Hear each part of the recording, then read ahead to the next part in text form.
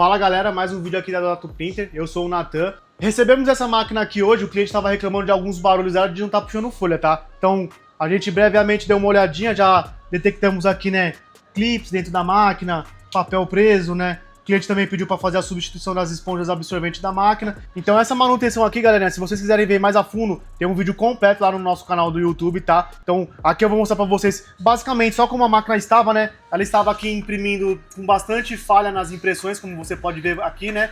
Vou pedir um testezinho aqui para vocês verem como elas estão saindo da loja.